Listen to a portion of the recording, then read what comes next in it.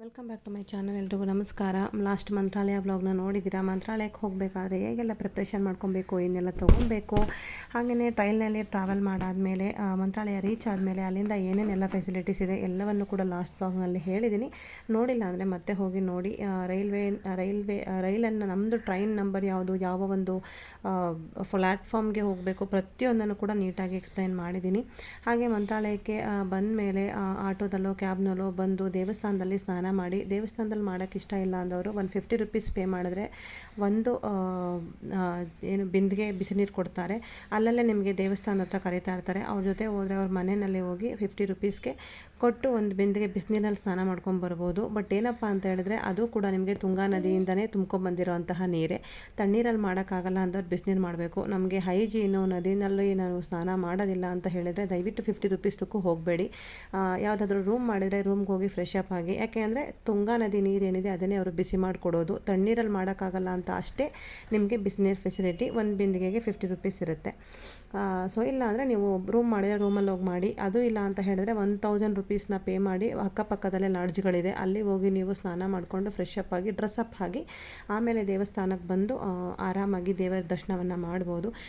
ದೇವರ ದರ್ಶನ ನಿಮಗೆ ಗುರುವಾರ ಹಾಗೆಯೇ ಸಾಟರ್ಡೆ ಸಂಡೇ ಮಾತ್ರ ಸ್ವಲ್ಪ ರಶ್ ಇರುತ್ತೆ. ಅದರ್ವೈಸ್ ವೀಕ್ ಡೇಸ್ಗಳು ಬಂದರೆ ಸ್ಪೇಸು ವಿಶಾಲವಾಗಿರೋದ್ರಿಂದ, ಆ ಒಂದು ದೇವಸ್ಥಾನ ವಿಶಾಲವಾಗಿರೋದ್ರಿಂದ ಆರಾಮಾಗಿ ನೀವು ದರ್ಶನ ಮಾಡ್ಬೋದು. ಅಂಥ ರಶ್ಶು ಅಂತ ತುಂಬ ರಶ್ ಇದ್ದಾಗ್ಲೂ ಕೂಡ ನಿಮಗೆ ಫಾಸ್ಟ್ ಮೂವಿಂಗ್ ಇದ್ದೇ ಇರುತ್ತೆ, ನೀವು ದರ್ಶನ ಮಾಡ್ಬೋದು. ಅದಲ್ಲದೆ ಹೆಜ್ಜೆ ನಮಸ್ಕಾರ ಮಾಡೋರು, ಉರುಳು ಸೇವೆ ಮಾಡೋರು ಅರ್ಲಿ ಮಾರ್ನಿಂಗ್ 5 ಗಂಟೆಗೆ ಬಂದರೆ 7 ಗಂಟೆ ಒಳಗೆ ನೀವು ಉರುಳು ಸೇವೆನ ಮಾಡಿ ಮುಗಿಸ್ಬೇಕು. ಇಲ್ಲಾಂದರೆ ತುಂಬ ಜನ ಜಾಸ್ತಿಯಾಗಿ ನಿಮಗೆ ಉರುಳು ಸೇವೆ ಮಾಡೋದಕ್ಕೆ ಆಗೋದಿಲ್ಲ, ಹಂಗಾಗ್ಬಿಡುತ್ತೆ.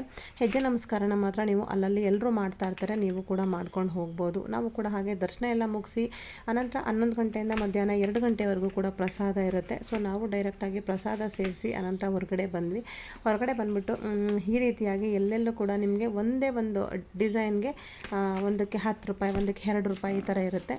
ಸೊ ಈ ರೀತಿಯಾಗಿ ನೀವು ಕೈಗೆಲ್ಲ ಹಾಕಿಸ್ಕೊಂಡು ಹೋಗ್ಬೋದು. ನಾನು ಕೂಡ ಒಂದಷ್ಟು ಕೈಗೆ ಚಿತ್ರ ಬಿಡಿಸ್ಕೊಂಡು ನಿಮ್ಮದು ಭೋಜನ ಒಂದು 12 ಗಂಟೆಗೆ ಮುಗಿದೋದ್ರೆ ಅಲ್ಲೇ ಕಾಯ್ತಾ ಇರ್ತಾರೆ. ಪಂಚಮುಖಿ ಆಂಜನೇಯಂಗೆ ಬರ್ತೀವಿ ಬನ್ನಿ ಅಂತ. ಒಬ್ಬೊಬ್ಬರು ಒಂದೊಂದು ಥರ ಇರ್ತಾರೆ. ನೋಡಿ ಆಟೋ ಮಾಡ್ಕೊಳ್ಳಿ. ಒಬ್ಬೊಬ್ಬರು 150 ಬಿಟ್ಟು ಮುಂದಕ್ಕೆ ಹೋಗೋದೇ ಇಲ್ಲ, 150 ಅಂತ ಹೇಳ್ತಾನೆ ಇರ್ತಾರೆ. ನೀವು ಸರಿಯಾಗಿರೋರನ್ನ, ಸ್ವಲ್ಪ ದೂರ ಇರೋರನ್ನ ಹೋಗಿ ಬಾರ್ಗೇನ್ ಮಾಡಿದ್ರೆ ₹100 ಕೂಡ ಬರ್ತಾರೆ. ನಾವು ₹100ಗೆ ಹೋಗಿದ್ದು. ₹100 ಕೊಟ್ಟರೆ ನೋಡಿ, ಈಗ ನೋಡಿದ್ರಲ್ಲ ಫಸ್ಟು ಅಭಯ ಆಂಜನೇಯ ಅಂತ ಹೈಟು ವಿಗ್ರಹ ಇರೋದು. ಫಸ್ಟು ಅಲ್ಲಿ ನಿಲ್ಲಿಸ್ತಾರೆ. ಅಲ್ಲಿ ಒಂದು 10 ನಿಮಿಷ ಅಷ್ಟೇ, ಪುಟಾಣಿ ಗುಡಿನೇ ಅದು. ಆಂಜನೇಯ ಎಷ್ಟು ಉದ್ದ ಇದೆ ಅಷ್ಟು ಗುಡಿ ಅಷ್ಟೇ. ಅಲ್ಲಿ ಹೋಗಿ ಕೈ ಮುಗಿದ್ಕೊಂಡು ಬಂದುಬಿಟ್ರೆ ಇದು ಬಂದು ನೆಕ್ಸ್ಟ್ ಪಂಚಮುಖಿ ಆಂಜನೇಯ ಸ್ವಾಮಿ. ಈ ಪಂಚಮುಖಿ ಆಂಜನೇಯ ಸ್ವಾಮಿನಲ್ಲಿ 2 ದೇವಸ್ಥಾನ ಇದೆ. ಒಂದು ಪಂಚಮುಖಿ ಆಂಜನೇಯ ಸ್ವಾಮಿ ರಾಯರಿಗೆ ದರ್ಶನ ಕೊಟ್ಟಿದ್ದು, ಇನ್ನೊಂದು ಬಂದುಬಿಟ್ಟು ಲಕ್ಷ್ಮೀ ದೇವರು. ಲಕ್ಷ್ಮಿ ಇಲ್ಲೇ ಉದ್ಭವ ಆಗಿರೋದು ಅಂತ ಹೇಳ್ತಾರೆ. ಮತ್ತು ಅಲ್ಲಿ ತುಂಬ ಎಲ್ಲ ಸೇಲ್ ಮಾಡ್ತಾ ಇರ್ತಾರೆ, ತೊಗೊಳ್ಳಿ ಇಷ್ಟು ದಿನ ಪೂಜೆ ಮಾಡಬೇಕು ಅಂತ. ನಿಮ್ಗೆ ಇಷ್ಟ ಇದ್ದರೆ ತೊಗೊಳ್ಳಿ, ಇಲ್ಲ ಅಂದರೆ ದರ್ಶನ ಮಾಡ್ಕೊಂಡು ಬನ್ನಿ.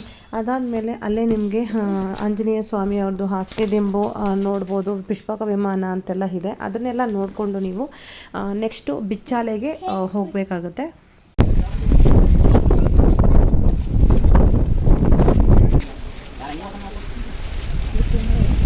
ನೋಡಿ, ಇದು ಹಾಸಿಗೆ ದಿಂಬು ಅಂತ.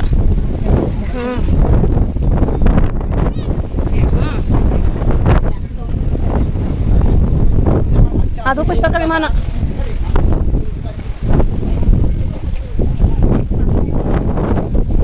ಇದು ಪುಷ್ಪಕ ವಿಮಾನ ಅಂತ ಏನೇನೋ ನೇಚರ್ ಕ್ರಿಯೇಟ್.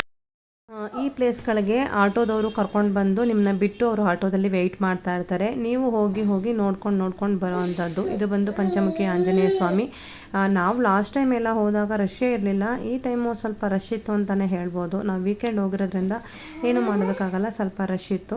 ಅದರಲ್ಲೂ ನನ್ನ ಮಕ್ಕಳಿಬ್ಬರು ಮಲ್ಕೊಂಡ್ಬಿಟ್ಟಿದ್ರು. ಎತ್ಕೊಂಡು ಹೋಗೋಷ್ಟರಲ್ಲಿ, ಇಲ್ಲಿಂದ ಮುಂದಿನ ಪ್ಲೇಸ್ಗೆ ಹೋಗೋಷ್ಟರಲ್ಲಿ ಮತ್ತೆ ಆಟೋದಲ್ಲಿ ಮಲ್ಕೊಳ್ಳೋರು, ಮತ್ತೆ ಎತ್ಕೊಂಡು ಅವ್ರು ಡಿಸ್ಟರ್ಬ್ ಮಾಡಿದ್ರೆ ಮತ್ತೆ ಎದ್ದೇಳೋರು. ನಿದ್ರೆಗಣ್ಣಲ್ಲಿ ನಡೆಯೋಕ್ಕಾಗ್ತಿರ್ಲಿಲ್ಲ. ಎತ್ಕೊಂಡು ಬೇರೆ ಬೆಟ್ಟ ಹತ್ತಬೇಕಿತ್ತು. ತುಂಬ ಹತ್ತಬೇಕು ಅಂತೇನಿಲ್ಲ, ಒಂದು 50 ಮೆಟ್ಲೇ ಇರ್ಬೋದೇನೋ, ಕೌಂಟ್ ಮಾಡಿಲ್ಲ. ಅಷ್ಟು ಒಂದು 20 ನಿಮಿಷದಲ್ಲಿ ನೀವು ಹತ್ಬೋದು, ಒಂದು 10-15 ನಿಮಿಷದಲ್ಲೇ ಹತ್ಬೋದು, ಅಷ್ಟೇ ಹತ್ರನೇ ಇದೆ. ಸೊ ಇಲ್ಲೆಲ್ಲ ಮುಗಿಸ್ಕೊಂಡು ನೀವು ಬಿಚ್ಚಾಲೆ ಅನ್ನೋಂತಹ ಪ್ಲೇಸ್ಗೆ ಹೋಗ್ತಾರೆ. ಅದು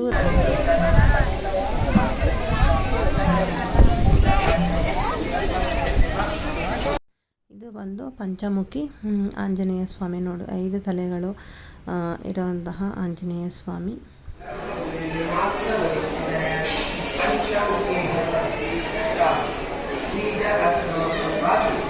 ಅಣ್ಣ ಈ ಕಡೆನೇ ಹೊಟ್ಟೋಗ್ಬಿಟ್ಟಿರಾ, ಅವ್ನು ಅಲ್ಲಿರಿಂದ ಅವನೇ ಈ ಕಡೆನೇ ಹೊಟ್ಟೋಗ್ಬಿಟ್ಟಿರಾ. ಹಾ ಅಲ್ಲೇ ನಿಂತಿರಿ ಅಂದ್ಬಿಟ್ಟು ಬಂದವನೆ.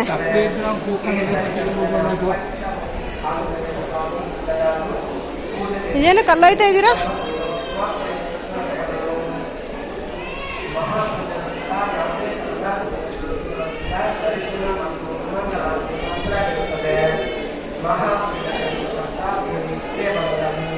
ಸೊ ಅದನ್ನು ಮುಗಿಸ್ಕೊಂಡು ನಾವಿವಾಗ ಬಿಚ್ಚಾಲೆ ಗ್ರಾಮಕ್ಕೆ ಬಂದ್ವಿ. ಈ ಬಿಚ್ಚಾಲೆನಲ್ಲಿ ನೀವು ನೋಡ್ತಾ ಇರ್ಬೋದು, ರಾಯರು ಬಳಸುತ್ತಿದ್ದಂತಹ ಒರಳು ಕಲ್ಲು ಅಂತ, ಅದರಲ್ಲೇ ರುಬ್ಬಿ ಒಬ್ಬಿಟ್ಟು ಕೊಡ್ತಾ ಇದ್ರಂತೆ.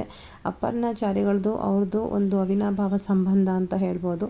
ನಿಮಗೆ ಅಲ್ಲಲ್ಲಿ ಕೇಳಿದ್ರೆ ಅವ್ರು ನಿಮಗೆ ಹಿಸ್ಟ್ರಿ ಎಲ್ಲ ಹೇಳ್ತಾರೆ. ಆ್ಯಂಡ್ ಯಾರನ್ನು ಕೇಳಿದ್ರು ಅಲ್ಲಿರೋರನ್ನ ಅರ್ಚಕರು ಕೇಳಿದ್ರು ಕೂಡ ನಿಮಗೆ ಅವರು ಒಂದಷ್ಟು ಇನ್ಫಾರ್ಮೇಷನ್ಗಳನ್ನು ಕೊಡ್ತಾರೆ.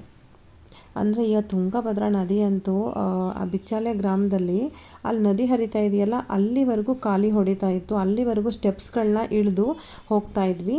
ಈಗ ದೇವರು ಕಾಣಿಸ್ತಾ ಇದೆಯಲ್ಲ ನೋಡಿ, ಆ ದೇವ್ರನ್ನ ನಾವು ಒಂದು ರೌಂಡ್ ಪ್ರದಕ್ಷಿಣೆ ಮಾಡ್ತಾ ಇದ್ವಿ. ಬಟ್ ಆ ದೇವ್ರ ಹತ್ತಿರಕ್ಕೆ ಹೋಗೋಕ್ಕಾಗದೆ ಅಷ್ಟು ನೀರು ತುಂಬ್ಕೊಂಡ್ಬಿಟ್ಟಿದೆ. ಅಷ್ಟು ನೀರು ಫಿಲ್ ಆಗಿಬಿಟ್ಟಿತ್ತು ಇಲ್ಲಿ ಈ ಸರಿ. ತುಂಗಭದ್ರಾ ಡ್ಯಾಮ್ದು ಗೇಟ್ ಬಿಟ್ಟಿದ್ರು ಅಂತ ನೋಡಿ, ಇಲ್ಲಿವರೆಗೂ ಕೂಡ ಬಿಟ್ಟಿದ್ರು. ಹಾಗೆ ಅಲ್ಲಿ ಹಾವು ಕೂಡ ಓಡಾಡ್ತಾ ಇತ್ತು, ದೊಡ್ಡ ದೊಡ್ಡ ಹಾವೇ ಓಡಾಡ್ತಾ ಇತ್ತು. ಸೊ ನಾವು ಹತ್ತಿರ ಹೋಗಲಿಲ್ಲ, ಸ್ವಲ್ಪ ದೂರನೇ ಕೈ ಮುಗಿದ್ಕೊಂಡು ಬಂದುಬಿಟ್ವಿ. ಇದೇ ನೋಡಿ ಏಕಶಿಲಾ ಬೃಂದಾವನ. ಅಲ್ಲಿ ಅಣ್ಣ ಅಲ್ಲಿ ಬರ್ತಿದೆ.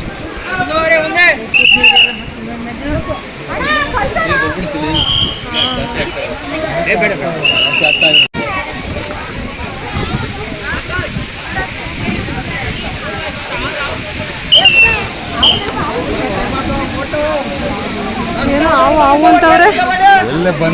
ಅಯ್ಯೋ ಹಾವು ಅಲ್ಲಿ ಹಾವು ಹತ್ರನೇ ಹಾವಿದೆ.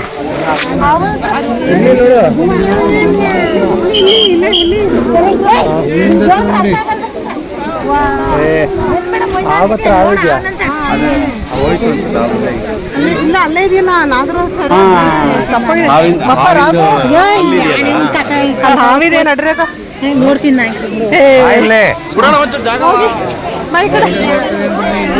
ಬೇಗ ಹೋಗಿ.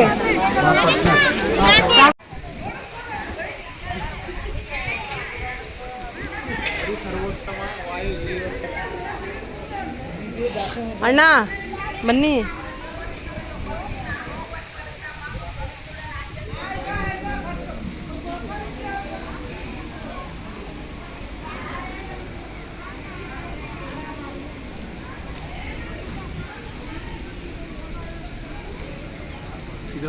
ಅವ್ರಿಗಾಗಲ್ಲ ಅಂತ ಅವರಲ್ಲ.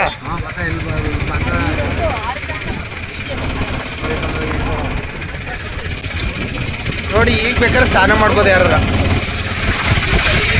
ಎಷ್ಟು ಆಳ ಇರುತ್ತೆ ಅವರ ಒಂದು ನಮ್ಮಂಥವ್ರು ಒಂದು 10 ಆಳು ಸಹ ಇದೆಯಾ?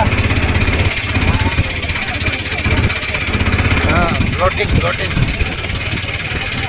ಕಲ್ಲಿದೆ ಅಲ್ಲಿ ಬಟ್ಟೆ.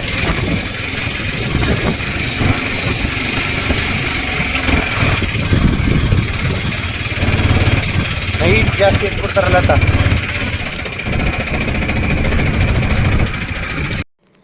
ಮತ್ತೆ ನಾವು ದೇವಸ್ಥಾನವನ್ನು ತಲುಪಿದ್ವಿ.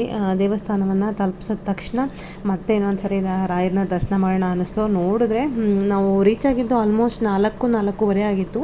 ಯಾರೂ ಇಲ್ಲ, ಆರಾಮಾಗಿ ಫುಲ್ಲು ಹಿಂಗೆ ಹೋಗಿ ಹಂಗೆ ಬಂದ್ವಿ. ಅಷ್ಟು ಈಸಿಯಾಗಿ ದರ್ಶನ ಆಗೋಯ್ತು. ಯಾರೂ ಅಷ್ಟೊಂದು ಜನ ಇರಲೇ ಇಲ್ಲ.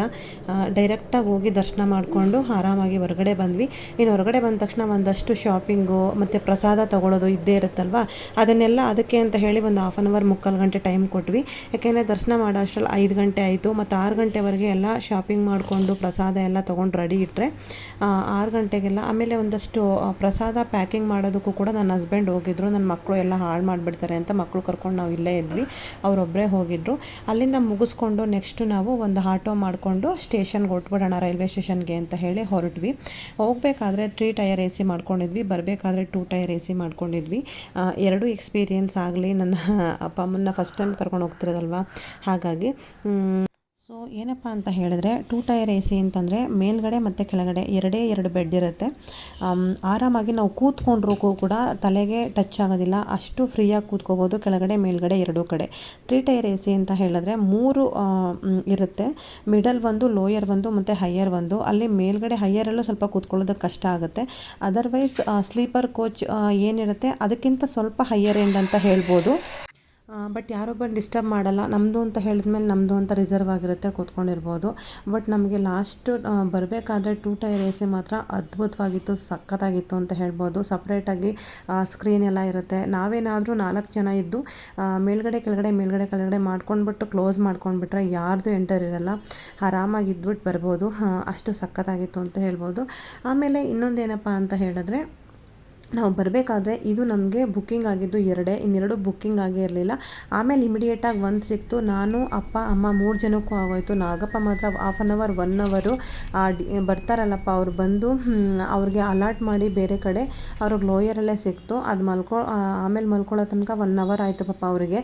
ಅಲ್ಲಿವರೆಗೂ ನಿಂತ್ಕೊಂಡು ಓಡಾಡಿಕೊಂಡೆ ಟೈಮ್ ಪಾಸ್ ಮಾಡಿದ್ರು. ಯಾಕೆಂದರೆ ರಿಸರ್ವಲ್ಲಿತ್ತು, ಅದು ವೆಯ್ಟಿಂಗ್ ಲಿಸ್ಟಲ್ಲೇ ಇತ್ತು, RC-ನಲ್ಲಿತ್ತು. ಆ ಥರ ಏನಾದರೂ ನೀವು ಹೋದರೆ ಈ ಥರ ಕಷ್ಟ ಆಗಿಬಿಡುತ್ತೆ. ಒಂದೊಂದು ಟೈಮ್ ಅಂತೂ 2 ಅವರು ಆಮೇಲೆ ನಿಮ್ಗೆ ಸಿಗೋದೇ ಇಲ್ಲ. ಅವ್ರು ಬಂದು ನಿಮಗೆ ಅಲಾಟ್ ಮಾಡೋವರೆಗೂ ಕೂಡ ನೀವು ಹಾಗೆ ಓಡಾಡಬೇಕಾಗುತ್ತೆ. ಹಾಗಾಗಿ ಕನ್ಫರ್ಮ್ ಮಾಡಿಕೊಂಡು ಹೋಗಿ, ಅದೊಂದು ಭಯ ಇತ್ತು. ಸೊ ನಾವು ಆಲ್ಮೋಸ್ಟ್ ಅರ್ಲಿ ಮಾರ್ನಿಂಗು 3 ಗಂಟೆ 4:04 ನಾವು ಬ್ಯಾಂಗ್ಳೂರು ರೀಚ್ ಆದ್ವಿ. ಹೋಗುವಾಗ ಇದ್ದಂಥ ಎನರ್ಜಿ ಬರುವಾಗ ಖಂಡಿತ ಇರಲಿಲ್ಲ. ಟ್ರಾವೆಲ್ 2 ಟೈಮು ಮಾಡಿದ್ವಲ್ಲ, ಹೋಗಬೇಕಾದ್ರೆ 3 ಟೈರ್ ಎ ಸಿ ಆಗಿರೋದ್ರಿಂದ ಸ್ವಲ್ಪ ಕಂಜೆಸ್ಟೆಡಲ್ಲಿ ಮಕ್ಕಳು ಬೇರೆ ಇರೋದ್ರಿಂದ ಸಾಲ್ತಾ ಇರಲಿಲ್ಲ ಬೆಡ್ಡು. ಹೊಟ್ಟೆ ಮೇಲೆಲ್ಲ ಮಲಗಿಸ್ಕೊಂಡು ಹೋಗಿದ್ವಿ, ಹಾಗಾಗಿ ನಿದ್ದೆ ಅಷ್ಟು ಚೆನ್ನಾಗಿ ಆಗಿರಲಿಲ್ಲ. ಸೊ ಹಾಗಾಗಿ ಒಂದು ರೈಲ್ವೆ ಸ್ಟೇಷನಲ್ಲಿ ನಿಮಗೆ ಓಡಾಡ್ತಾ ಇರುತ್ತೆ. ನೀವು ರೈಲ್ವೆ ಸ್ಟೇಷನ್ ಒಳಗಡೆಯಿಂದ ಹೊರಗಡೆ ನೀವು ಕ್ಯಾಬು ಆಟೋ ಮಾಡ್ಕೊಳ್ಳೋ ತನಕ ಒಬ್ಬೊಬ್ರಿಗೆ 25 ರೂಪೀಸ್ ಇರುತ್ತೆ. ನಿಮ್ಮ ಲಗೇಜು ಇಟ್ಕೊಂಡು ನಿಮ್ಮನ್ನು ಕೂರಿಸ್ಕೊಂಡು ಒಂದು ಗಾಡಿ ಹೋಗುತ್ತೆ. ಅದನ್ನು ಏನಂತಾರೆ ಅಂತ ನಂಗೆ ನಿಜವಾಗ್ಲೂ ಗೊತ್ತಿಲ್ಲ ಅದ್ರ ಹೆಸರೇನು ಅಂತ. ನಾನು ಅದನ್ನು ಫೋಟೋ ಹಿಡಿದಿದ್ದೀನಿ, ಅದನ್ನು ತೋರಿಸ್ತೀನಿ. ನಾವು ಬೆಂಗಳೂರಿಗೆ ಇಳಿದ ತಕ್ಷಣ ಆಮೇಲೆ ಕೂಲಿ ಅಂತಲೂ ಕೂಡ ಬರ್ತಾ ಇರ್ತಾರೆ. ನೀವು ಲಗೇಜ್ ಎತ್ತಿಸ್ಕೊಂಡು ಬರ್ಬೋದು ಅವ್ರಿಗೆ ದುಡ್ಡು ಕೊಟ್ಟು. ನಾವು ಅವ್ರು ತೊಗೊಳ್ಳಿಲ್ಲ, ಈ ಥರ ಆಟೋ ತೊಗೊಂಡ್ವಿ. ನೋಡಿ, ಈ ಥರ ಲಗೇಜ್ ಇತ್ತೆಲ್ಲ ಎತ್ಕೊಂಬರೋಕ್ಕಾಗ್ತಿರ್ಲಿಲ್ಲ ಅಂತ ಇದನ್ನು ಇಟ್ಕೊಂಡು ನಾವು ಕೂತ್ಕೊಂಡು ಸ್ಟೇಷನಿಂದ ಹೊರಗಡೆಗೆ ಬಂದುಬಿಟ್ವಿ. ಅಪ್ಪ ಅಮ್ಮನಿಗೆ ಆ ಸ್ಟೆಪ್ಸ್ ಎಲ್ಲ ಹತ್ತಿ ಇಳಿಯೋಕ್ಕಾಗ್ತಿರ್ಲಿಲ್ಲ. ಇದಾದರೆ ಕೆಳಗಡೆನೇ ಹಿಂದಗಡೆಯಿಂದ ತಂದು ಬಿಟ್ಬಿಡ್ತಾರೆ ಮುಂದಗಡೆಗೆ. ಸೊ ಅಲ್ಲಿಂದ ಬಂದು ಅನಂತರ ಕ್ಯಾಬ್ ಮಾಡ್ಕೊಂಡ್ವಿ. ಇಲ್ಲಿಗೆ ಬಂದು ಇಳಿಯೋದು ಇಷ್ಟು ಮಾಡೋದೇ ನಾನು ಹೆಚ್ಚಾಯಿತು. ಮತ್ತು ಕ್ಯಾಬ್ ಮಾಡಿಕೊಂಡು ನಾವು ಮನೆಗೆ ಬಂದುಬಿಟ್ವಿ. ಲಾಸ್ಟ್ ಟೈಮ್ ಮಾಡಿದ್ವಲ್ಲ ಅದೇ ಥರ ಕ್ಯಾಬ್ ಮಾಡಿಕೊಂಡು ಮನೆಗೆ ಬಂದುಬಿಟ್ವಿ. ಮನೆಗೆ ಬಂದಮೇಲೆ ನಾನು ವಿಡಿಯೋ ಮಾಡೋಕ್ಕೆ ಹೋಗಲಿಲ್ಲ, ನೈಟೆಲ್ಲ ಸಾಕಾಗ್ಬಿಟ್ಟಿತ್ತು. ಬಂದು ಎಲ್ಲ ಮಲ್ಕೊಂಡ್ಬಿಟ್ವಿ. ಮನೆಗೆ ಬರೋ ಅಷ್ಟರಲ್ಲಿ ಒಂದು 5-5:30 ಆಯಿತು. ಮಲ್ಕೊಂಡು 10 ಗಂಟೆಗೆ ಎದ್ದೇಳಿದ್ವಿ. ಎಲ್ಲರೂ ಕೂಡ ಆರಾಮಾಗಿ ಮಲ್ಕೊಂಡು ಆಮೇಲೆ ಎದ್ದು ತಿಂಡಿ ತಿನ್ನೋದು ಲೇಟು. ಅವತ್ತೆಲ್ಲ ಫುಲ್ ಎಲ್ಲ ಲೇಟ್ ಆಗ್ತಾಯಿತ್ತು. ಸೊ ಹಾಗಾಗಿ ನಾನು ವಿಡಿಯೋ ಮಾಡಲಿಲ್ಲ. ಸೊ ಈ ರೀತಿಯಾಗಿರುತ್ತೆ ನಿಮಗೆ ಫೆಸಿಲಿಟೀಸು. ಯಾರಾದರೂ ವಯಸ್ಸಾಗಿರೋರಿದ್ದರೆ ನೀವು ಆರಾಮಾಗಿ ಆ ಥರ ಗಾಡೀಲಿ ಕೂರಿಸ್ಕೊಂಡು ರೈಲ್ವೆ ಸ್ಟೇಷನ್ಲು ನಡೆದಿರಾ ನೀವು ಬರ್ಬೋದು. ಎಂಥ ವಯಸ್ಸಾಗಿರೋರು ಈ ಒಂದು ಪ್ಲೇಸ್ಗೆ ಎಲ್ಲ ಫೆಸಿಲಿಟೀಸ್ಗಳು ಇದೆ. ರೈಲ್ವೆ ಸ್ಟೇಷನಿಂದ ದೇವಸ್ಥಾನದವರೆಗೂ ಎಲ್ಲ ಇದೆ, ಹೋಗಿ ಬರ್ಬೋದು. ಒಮ್ಮೆ ಹೋಗಿ ರಾಯರನ್ನ ದರ್ಶನ ಮಾಡ್ಕೊಂಡು ಬನ್ನಿ ಅಂತ ಹೇಳ್ತಾ ಈ ವ್ಲಾಗನ್ನು ಮುಗಿಸ್ತಾ ಇದ್ದೀನಿ. ಇಲ್ಲಿವರೆಗೂ ವಿಡಿಯೋ ನೋಡಿದ್ದಕ್ಕೆ ಧನ್ಯವಾದಗಳು. ಅವಳ್ತಲ್ಲ ಗಿಡಿ ಕೆಳಗಡೆ